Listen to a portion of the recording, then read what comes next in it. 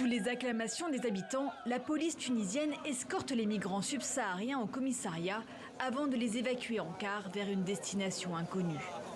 Les autorités craignent des représailles après la mort d'un Tunisien de 41 ans, poignardé lundi soir lors d'affrontements avec des clandestins.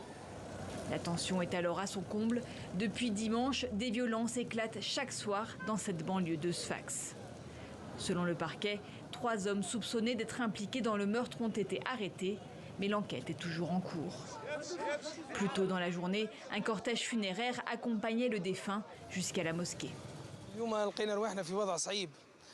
Aujourd'hui, nous sommes dans une situation difficile. Il y a un grand nombre de migrants illégaux et cela a augmenté les problèmes qu'il y avait déjà en Tunisie. Sfax est un point de départ vers l'Europe pour les migrants qui quittent le continent africain. Les tensions entre Tunisiens et subsahariens se sont aggravées depuis le discours du président Kaïs Saïed en février, présentant alors l'immigration clandestine comme une menace démographique pour le pays. Un grand nombre des 21 000 migrants subsahariens recensés ont alors perdu leur emploi ou leur logement. Les manifestations et les prises à partie au relents racistes se sont multipliées. Un migrant béninois a été tué fin mai. Hier, le président Saïed a insisté.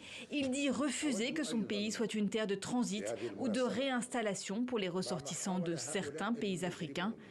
À Sfax, les hôpitaux et associations de défense des droits humains ont recensé des dizaines d'agressions physiques envers des immigrés, y compris des femmes et des enfants. On est loin de l'apaisement.